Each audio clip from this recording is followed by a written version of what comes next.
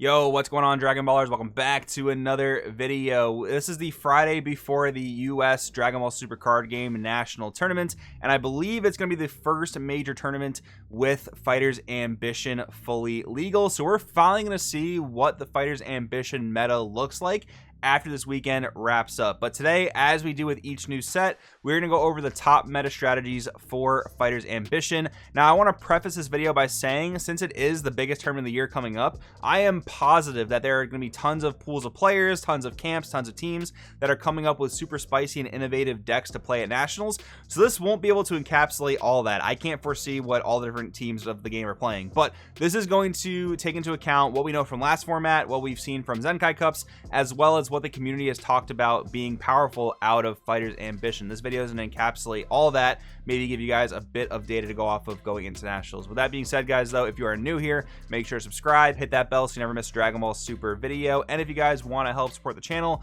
there are tons of ways to do so down in the description. But in the spirit of competitive talks, if you guys want to support, you can check out the Patreon down in the description. You can read the competitive articles that I post there or inquire about coaching if you want to step your game up.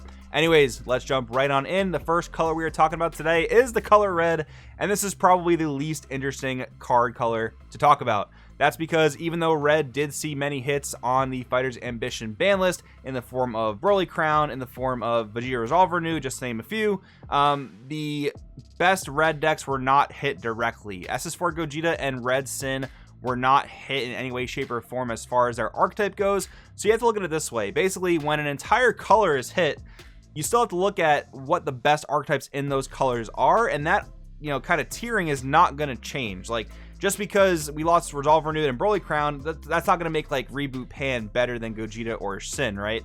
Even though red as a color got weaker overall, and rightfully so, Gogeta and Sin are still going to be the strongest contenders by a mile. But they did get a bit weaker overall because of those generic red hits, and we'll talk about that more as we move into other colors in this video. Now, I do want to talk about SSB Vegito, a new look. Now, if you watched all the videos from this week, I talked about this deck being a rogue contender for November, and the reason I said that is because this deck has been legal for like 2 or 3 Zenkai Cups and hasn't managed to top an event yet, but I still think there's a lot of tinkering that goes into this deck that kind of optimizes it. I think there's a lot of room for optimization when you're dealing with a rainbow deck, when you're dealing with a set 2 leader, when you're dealing with a deck that can play any Goku and Vegeta throughout the game.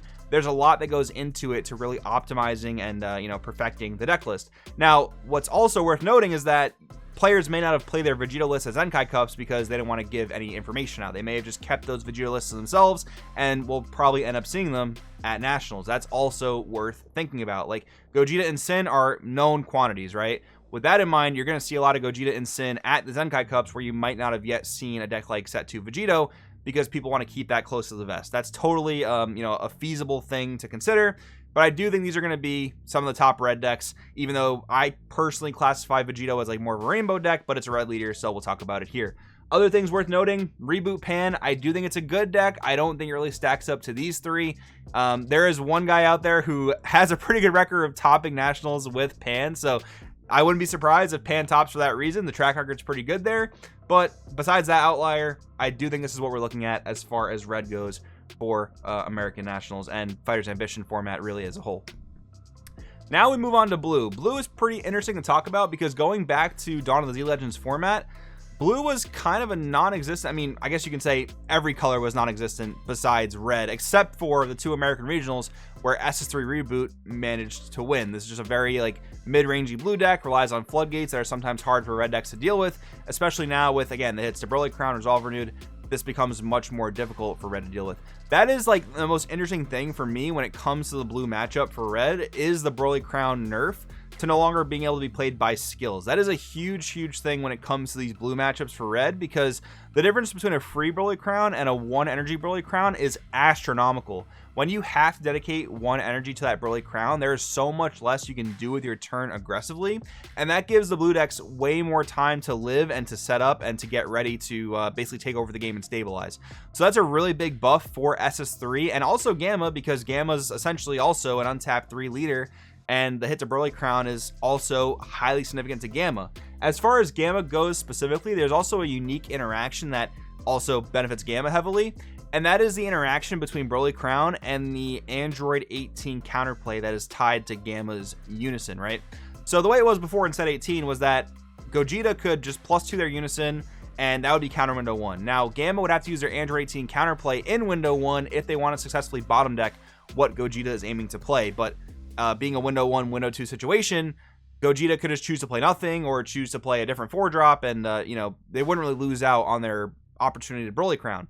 Now that Broly Crown has to be hard-casted, Gamma can just straight up counterplay it with the Android 18 counterplay, and now you can't peek in my hand. So Gamma has a really unique, spot in the format where it has a specific answer to Broly Crown that is now foolproof. You pretty much can't stop it as the Gogeta player. That is very, very strong going for Gamma, I will say. As far as other blue decks go, because I do classify Gamma and SS3 as more of like the mid-range blue decks, we've got your different control style blue decks being represented here by Reboot Goku, right? There are a few different decks here. There's possibly like Beerus Reboot Ramp or SS4 Vegeta Ramp. Those are decks that could also possibly fill this role. And I wouldn't just say that like Reboot Goku is by far and away the best ramp deck, because it did see an errata and a technical nerf in the form of Beerus no longer being able to be abused and just constantly just draw, right? That's no longer a thing you can do with Reboot Goku. So while Reboot Goku is here and pictured, it might technically be the best ramp deck by results of last format and of the Zenkai Cups as well. But I do think there's room there for, again, decks like Reboot Beerus, SS4 Vegeta. Those are definitely some blue ramp decks you might want to prepare for and expect to see at Nationals. Now, the one outlier for blue is going to be Gohan Former Glory Regained, because this is a blue aggro deck. We haven't seen a true blue aggro deck in quite some time, but Gohan does fill that role. Obviously, Senzu was probably errated because of this deck's existence, because this deck would be even crazier with 4 copies of aggressive Senzu basically, but it's still a really solid blue deck. Like, the limits are there for a reason. Your 3 hand size limit, your 3 energy limit are all there for a reason. This deck can hit very hard very quickly, and it's another kind of like dice rolly type of deck. I think when you're considering like this, Gogeta and Sin, these very aggressive decks, I do think a dice roll matters quite a bit more when you're dealing with aggro versus aggro. But still, a really solid blue deck, a really solid aggro contender, and this is one that I've seen just from the forums and the Facebook groups. People seem to talk about this deck with high regard, so I would expect to see it at Nationals for sure. Now we're talking about yellow. So now that we've gone past red and blue, we're talking about colors that are very, very high unknown quantities, because yellow was, again, practically non-existent last format. So what are the 2 yellow decks that maybe have a shot? I think that a lot of people, when they talk about yellow, they do talk about Uncontrollable Grade 8 Goku Returns. This is a solid deck for many reasons. It's highly consistent, which is something that I really like about it. It's got the ability to tap an entire board, which is great in the blue matchup, because you can tap down the Buu Unison. And since so many of your main deck threats have barrier, they don't really get much value out of the -1, nor do they get to block with the Unison. So this leader kind of invalidates that Buu Unison kind of altogether. And then, of course, there is SSB Vegeta and Trunks Father-Son Onslaught, which is a historically really good yellow deck going back a few formats now. Again, with yellow kind of coming back, this seems to be one of the leaders that people are leaning towards, just since it has like an established base of being strong.